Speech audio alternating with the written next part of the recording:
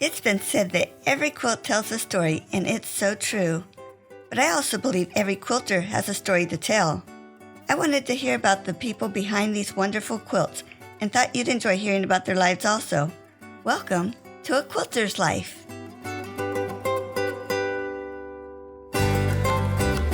Katrinka Poage was one of the first people to sign up to receive emails to find out when a new episode of A Quilter's Life was available.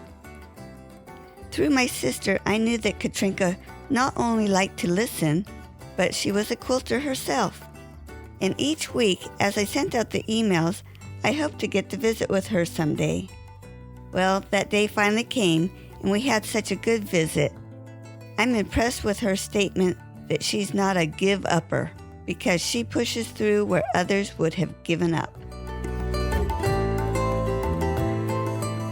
Today on A Quilter's Life, I get to talk to Katrinka Poage. She was the first one to sign up for my email list, and I have been waiting for quite a while to get to talk with her. So, Katrinka, thank you for doing this episode today. Paula, you're quite welcome. I'm glad to be here. Let's start at your beginning. Where were you born and raised? I was actually born in Baltimore, Maryland. And when I was 6, we moved to Westminster, Maryland, which is about 45 minutes away from where I was born. And I lived there till I was 18. And then I moved after I got married. And did you have a childhood memory that you can tell me about? I was the outdoor child. I was out in the country, lived the last 8 years of my life living there, was out on a hilltop in a one-room schoolhouse, changed into a house. Oh, neat. With my sisters and brothers. I had 2 sisters, 2 brothers, and my parents, and gardened. I did the mowing, and I'm not much for staying indoors. Mm-hmm. But you have to at times to get some things done, but I preferred the outdoors. Yeah. Swimming in the pond at the foot of the hill. There was a farm at the foot of the hill, and they had a farm pond, and they had snapping turtles and fish and a goose that hated us. And yeah, that was our summers. Nice. Can you tell me about your employment? My employment. Actually, I took my disability in 2002. But prior to that, I had had my own sewing shop for 11 years here in Covington, Virginia. Mm-hmm. I made and altered clothing, and I still do that for some people. Then my education, I have my accounting degree. I've lived in several states, in Texas and Alabama and Georgia, Maryland, and Virginia now. And I got my accounting degree and worked in Atlanta for a few years before I moved back north. And then when I was job hunting, with my birth defect and the like, people weren't willing to hire what the person they saw. They weren't willing to take the brain and skip what the person looked like. So I've sewn for now 56 years. I started sewing when I was 10. Mm-hmm. So I went to work in a sewing factory. Really? Yeah, I worked in a mom and pop sewing factory. They made clothing for LL Bean. Did that for a while and moved over to a men's suit factory.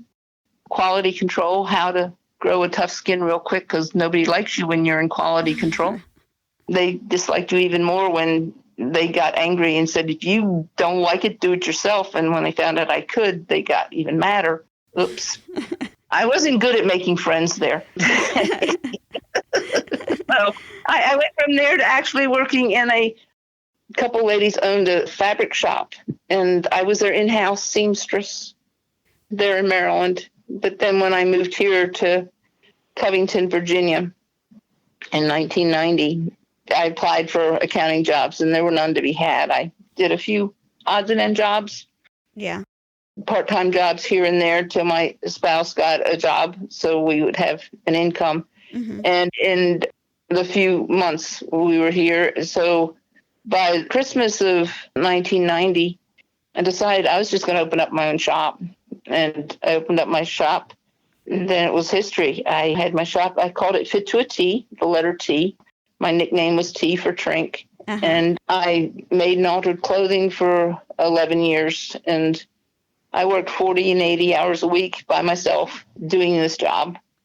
I had rented a place downtown for a little while, but then moved it home Yeah. and had it in the front of the living room. Thoroughly enjoyed it, but in 2002, my health, my back and everything just wouldn't let me do the crawling on the floor, marking wedding dress hems and the like. So I took my disability in 2002, and I've worked part-time jobs. I got to work for 2.5 years in a quilt shop down in Fincastle, Virginia. That shop's since closed. The owner's retired. Yeah. That was fun doing that. And now I'm back to doing alterations here in the home and actually being commissioned to make quilts. I took up quilting in 2002. Okay. I have a question about the sewing machines you worked on in the factory. How is that compared to our domestic machines? The ones in the factory, they have governors on them, and they have more parts on them like the underneath of a car than a standard sewing machine. They will go 90 miles an hour and faster. And you really do need to keep your fingers out of the way. One of the machines I was using malfunctioned and it would not stop. Oh, no. And all I did was I picked my hands up and it's like, not my problem. The only way to make it stop was to unplug it. Yeah. It's not a sit there and sew at a leisurely pace, with your foot not very far down on the rheostat or anything. It's one speed and it's full speed ahead or faster. When that machine broke that day, it went faster. And I just let go of what piece I had in my hand. And it's like, I don't care if it chews this up. It's not having my hands. Yeah. And the ladies periodically would actually impale their fingers and stuff because the machine moved so fast and was so strong compared to our domestic machines. Where we have the bells and whistles and the fancy stitches, that's just not part of. I was just in clothing factory. Mm-hmm. And so it wasn't, decorative stitches and the like on the machines. So it was noisy. Oh my. Because there's a whole room full of them going at one time. And a lot of dust and lint. Just like my house, it's always covered with fabric lint and dust because of the sewing I do. I actually bought an industrial machine, but I used it like twice. And I'm going, I don't like this. I like to have more control of my machine, the speed I wanted to do and what I wanted to do. And just straight stitching and frontwards and backwards just isn't, no. Mm-mm. That wasn't any fun. I've been wondering, so that was very interesting. Wow. It's not a machine you would want to get to do quilting or domestic sewing at home. Yeah. If you were into doing leather and upholstery, it would be something to have because that would be basically straight stitching. Yeah. And it would go through the density of what you were working with. But just cotton, no. Can you share with me what took you to Covington? When I had moved back from Atlanta to Maryland after a divorce, I remarried. And my mom-in-law, and yeah, she was mom to me, miss her. Her health was failing. She was having heart issues. My second spouse was from Covington in the first place. And so we moved down here to be closer to her, to spend time with her and help her with things she couldn't do any longer. Very sweet lady. Nice. And she quilted. Did she? And here's the cool thing is, after her cancer, when she was 48, she lost the use of her right arm. She had been a right-handed person. Her right arm died, the nerves and all. It just hung there. And she sewed one-handed, and she made herself quilts. Wow. She cut out the pieces, and she quilted her quilts. She tie quilted them. Amazing. Her tie quilting was with her left hand in her mouth. Wow. You talk about an inspiration. Wow. Yeah. Mm-hmm. Sweet lady. Well, besides quilting, what other crafts do you do or have you done? If you have a list of all the crafts, I've probably done them.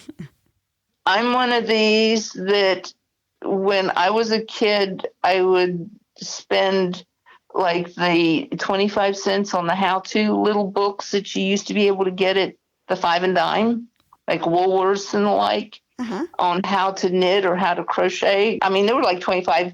They weren't 50 cents. I don't think they were 50 cents. The little like 6 or 7 page booklets.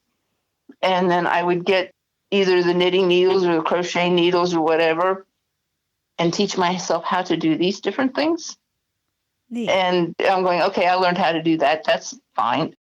Things bore me very easily. So I taught myself to knit and I taught myself how to crochet, and I did cross stitch and I did needlepoint and macrame. And when I was going to college in Atlanta, Georgia, rode the bus from the apartment to school because it was an inner city. Georgia State didn't have housing. It was a commute school at that point in time. And during that time, I taught myself how to tat while riding a bus. How insane is that? And I paint. Well, I did. And when it came to my painting, I had to determine whether I was going to sew or whether I was going to paint. And if I was going to paint, I would have my walls full of pictures I had painted. If I was going to sew, I was going to be able to eat. So my paints dried up, and I hadn't painted since early 80s. And just a couple of months ago, I did one of those paint nights that they do for fundraisers. And I painted me a pumpkin. It's hanging on my dining room wall. And I thoroughly enjoyed that. And it's like, I could really get back into this, but I still wouldn't be able to eat. So I sew because I can make a living at sewing. Yeah. Any and all, if it intrigued me how to do it, I've done it. But since I've developed neuropathy in my hands and feet, I've had to give up different things because I can't feel the back of the canvas when doing cross stitch and the like. And I end up with all this mess back there that I don't know's back there because I can't feel it. So I've had to whittle down my crafts to what I was going to do. And it's making clothes and quilts. Yeah. Before we go on with quilting questions, a little bird told me something about you and the Appalachian Trail. Yes. Your little bird's a sweet person, just like you are. Let's see, it would have been in 87 when I had my first leg surgeries done for my lymphedema at Johns Hopkins in Baltimore. My second spouse said he wanted to hike the Appalachian Trail. And I said, fine, we'll do that. And I asked my plastic surgeon, and he said, tell me about it when you get back. So after my 2 leg surgeries and recovering from them, hiked all over the mountains in Maryland and here in Virginia once we moved down here.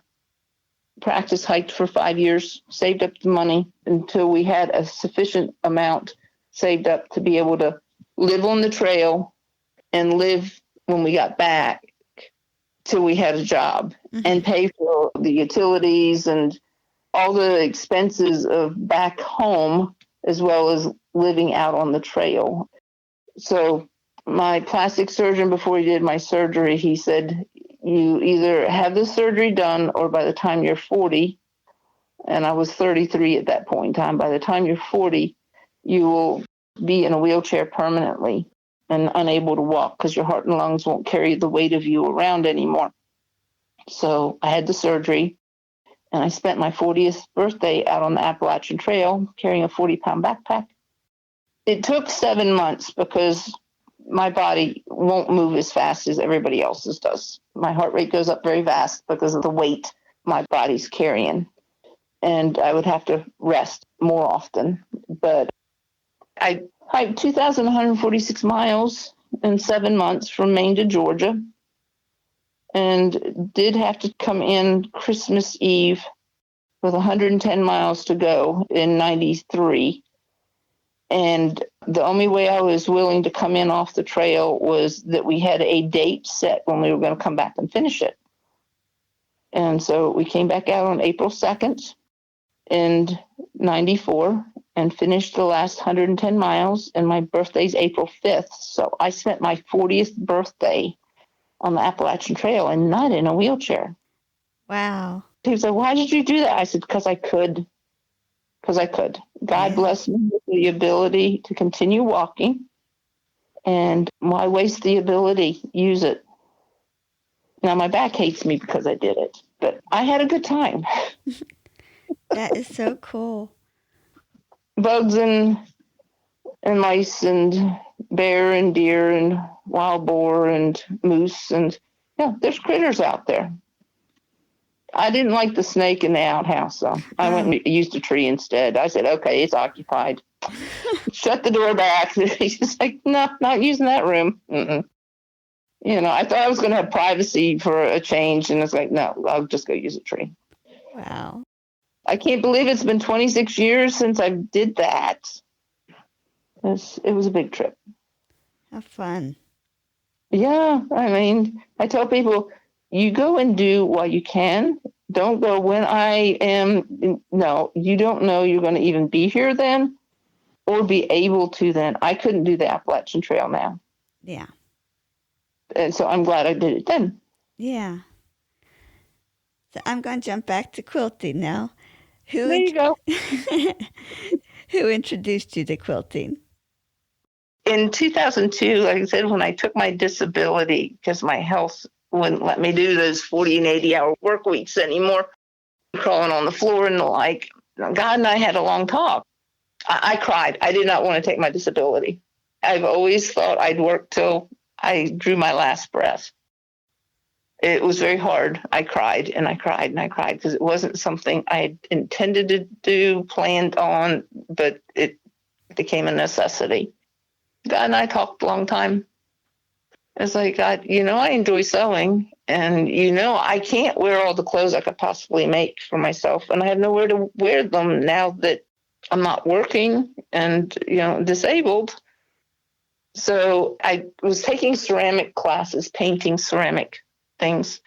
And one of the ladies in the class with me was taking quilting classes. I don't know if you've heard of Dear Jane. I've heard of it, yes. Yes, the Dear Jane, the 1860, whatever the year is. Okay. She wanted to go to this Dear Jane class. And it wasn't a teach you how to. It was sit around the table and just chat with each other as you did the blocks yourself.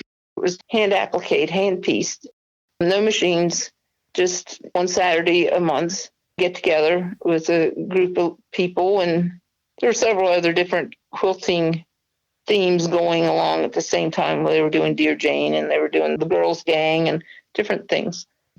And the quilt shop I used to work at.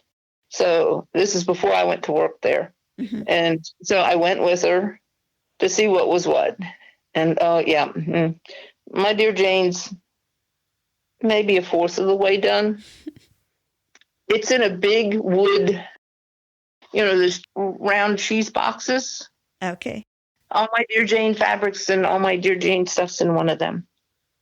So that's where I went and I saw what they were doing. So I was like, oh, I can do this. It's like my other crafting things. It's like, give me a book, I'll read it. So that was my introduction to a quilt shop and people quilting and the like. And I was like, this is very possible. I'll just read the directions and do this. And she was one of the ladies that gave me like 3 or 4 brown paper bags full of quilt magazines. And they had been scavenged by other people. And it's like you take what you want out of them and hand them to the next person, and they take what they want out of them, and you just keep going. I went to the glossary to have the proper terminology and understand what people were telling me to do in their instructions to quilt, because 5/8 inches your seam allowance on clothing, but 1/4 inch is a seam allowance on quilts. And I had to get a 1/4 inch foot for my sewing machine because I didn't have one. Mm-hmm. Didn't need one when I was making clothes. I mean, when I top stitched the width of my presser foot, thinking it was 1/4 of an inch, but it wasn't. It was bigger. It wasn't so much somebody introduced me as it was I was in the environment of it happening. Yeah. It's like my sewing as a kid when I first learned how to sew when I was 10.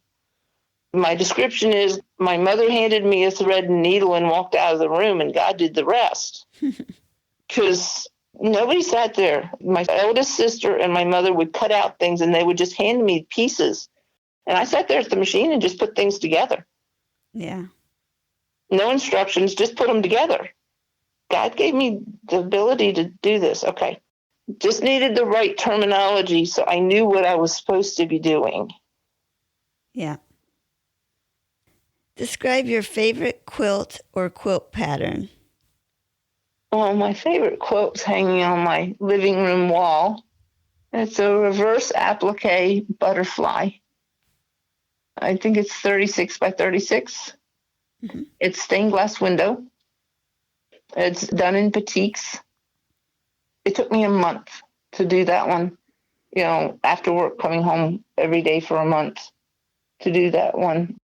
I had to get a stiletto knife to cut the pieces out because it started out as a black square. Yeah. And you traced your pattern on it. And you started in the very middle and you cut the eyes out and then you put the fabric behind it and you turned the edges under and you stitched it down and you went till you had the whole thing done. I wanted that one to hang on my living room wall, and it is hanging on my living room wall. Neat. I like doing English paper piecing. I've done a diamond field, is a version of Grandmother's Flower Garden, but done in a diamond shape. Huh. That quilt actually got raffled off when I had my second leg surgeries done back in 2016 and 17. Went back up to Hopkins and had my thighs done and had medical bills and living expenses and raffled that one off and helped pay the medical bills with that one. Cool. It was done in burgundy, pink, and brown.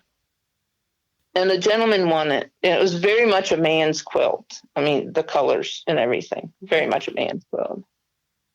You can't see me shaking my head. So I was like, oh, cool, neat. Oh, there you go. He says, it's too pretty to use. And I'm like, no, you use this quilt, you know?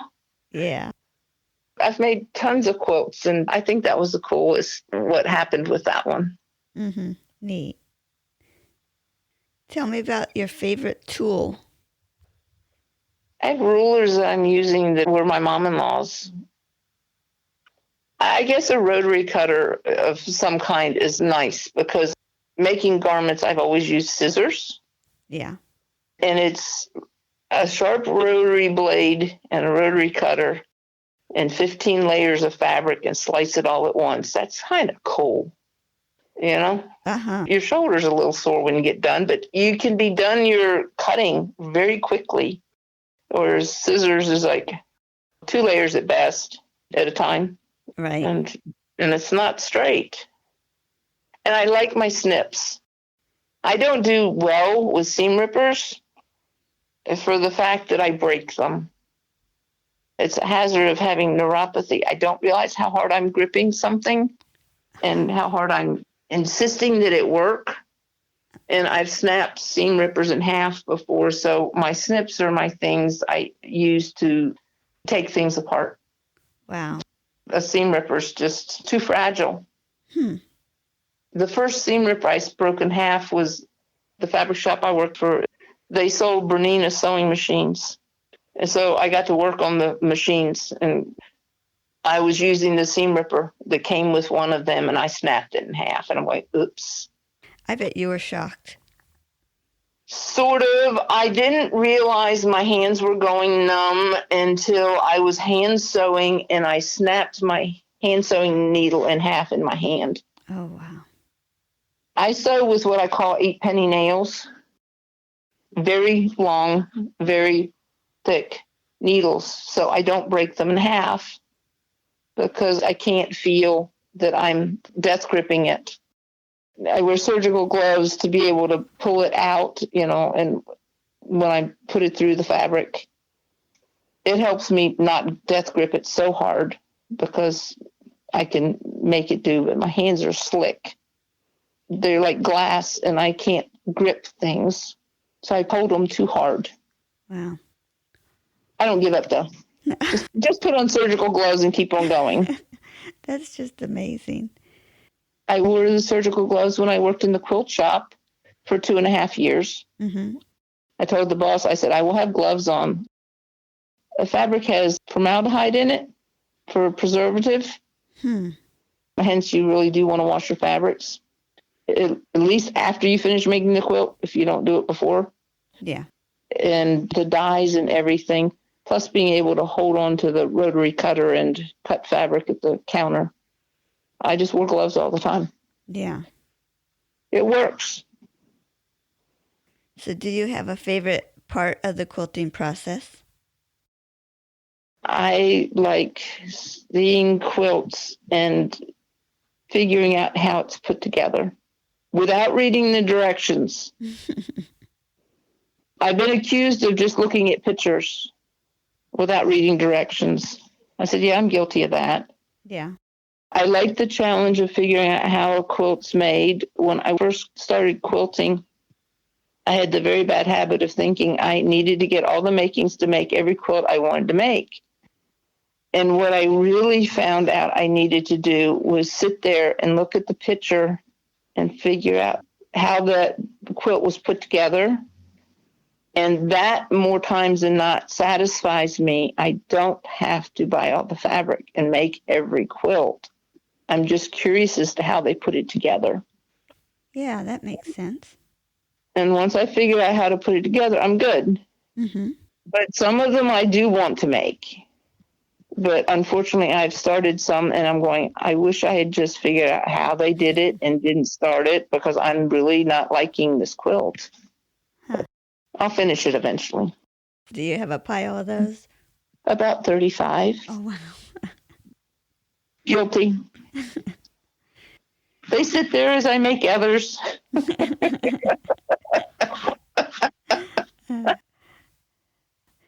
Tell me about your worst quilting experience. That was a tumbling block. It was penguins was my main fabric, and the penguins were in black and white, and they each had a color little bow tie on. And I thought it would be the cutest thing done in black and white, and then the penguins in black and white. Mm-hmm. First off, I hand cut the pieces out. That was a mistake. And then, all the Y seams and everything. And it was a disaster. It's like, why did I ever do this? This was before I figured out I just needed to figure out how that was put together and not do every quilt. This is one of those every quilts I thought I had to do. And I really don't ever want to make a tumbling black. I never finished it. I boxed it up and shipped it to somebody that said they would finish it, and they probably threw it away, but at least I didn't have to throw it away. Yeah. It was bad. It was bad. Why would you say that you make quilts rather than do another hobby? I think you might have already covered this as in you chose quilting over painting. Yes. Quilting was to have an outlet to sew. I have the privilege of making baby quilts for the babies that are born into our church.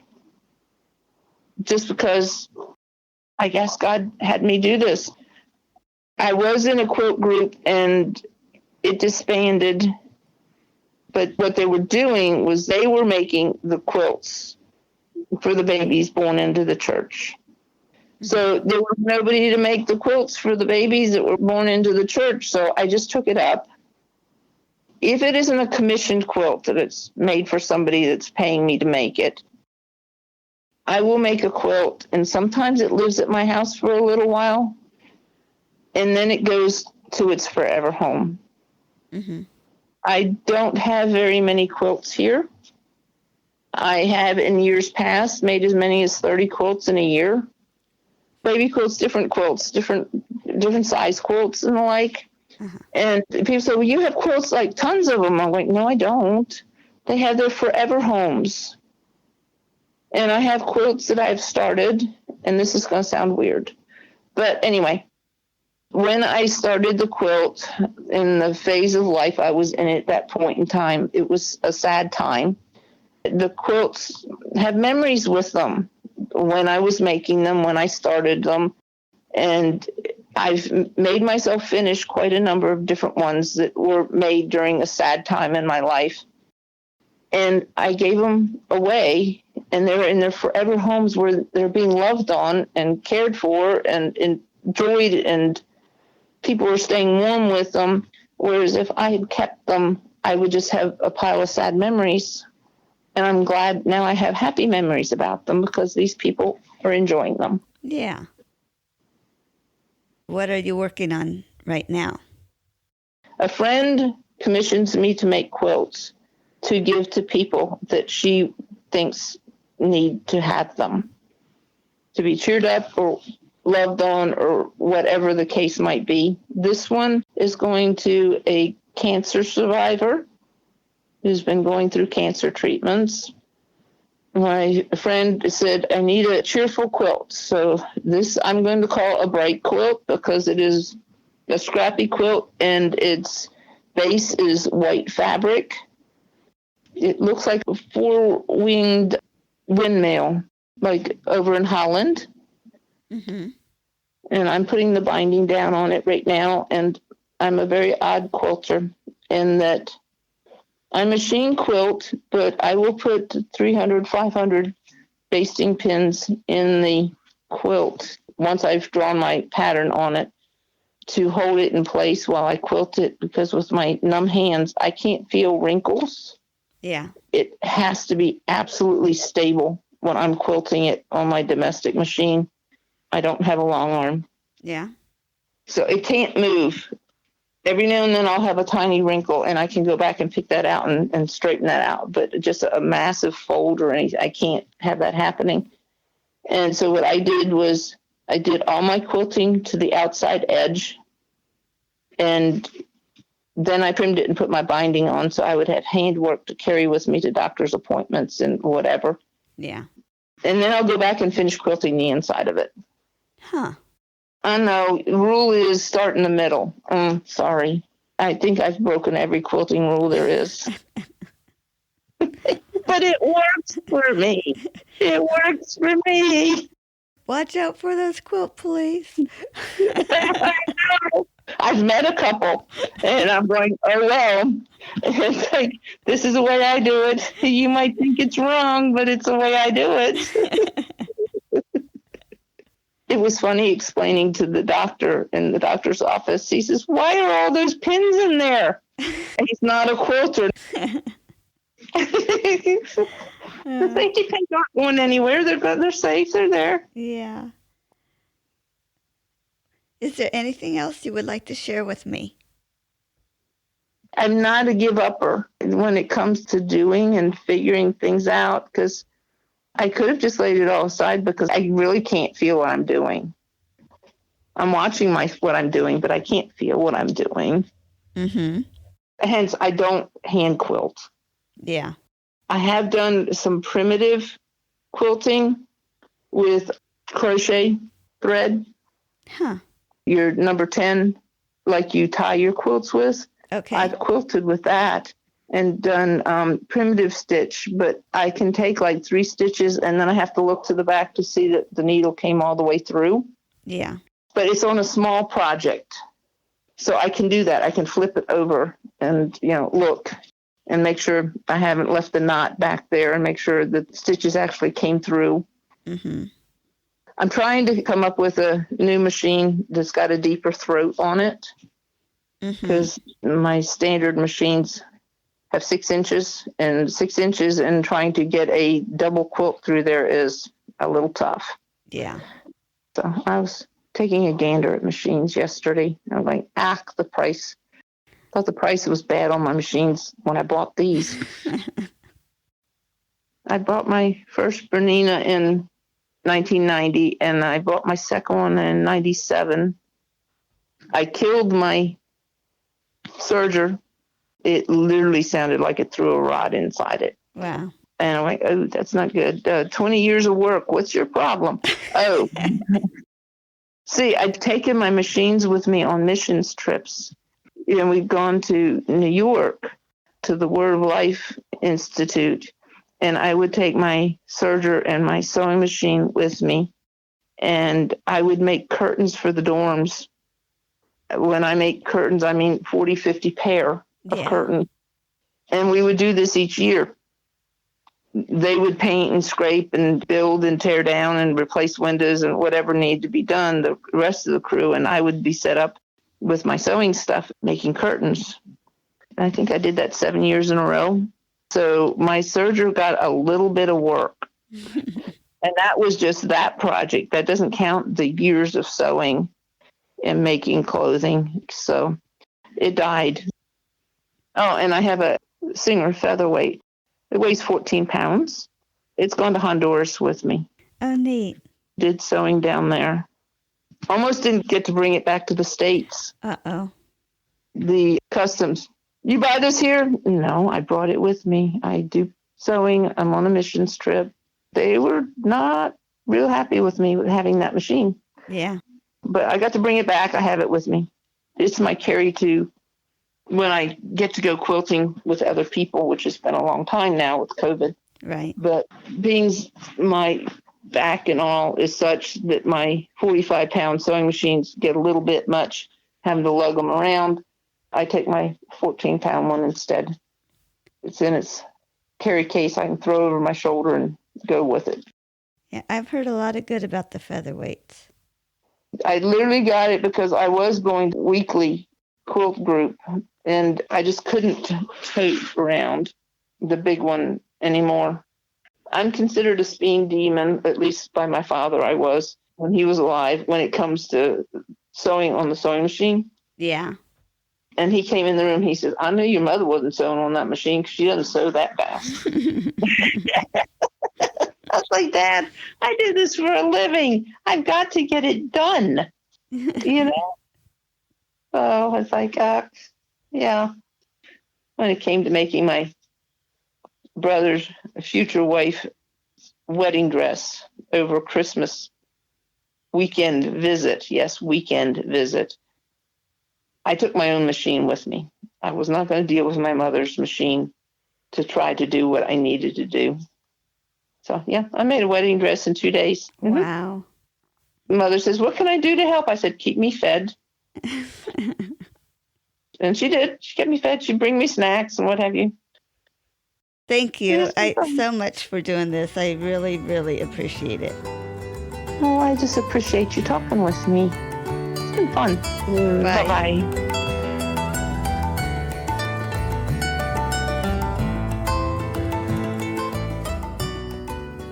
I'm so glad you joined me for this episode of A Quilter's Life. You can find more stories on aquilterslife.com or subscribe on your favorite podcast player so each episode will be downloaded automatically. If you're enjoying this podcast, would you consider leaving a review as it helps others to find the show? Also, I want to hear about you and your wonderful quilts. Please contact me, Paula Chamberlain, through the website or a Quilter's Life Facebook group to set up an interview. And as always, thanks for listening.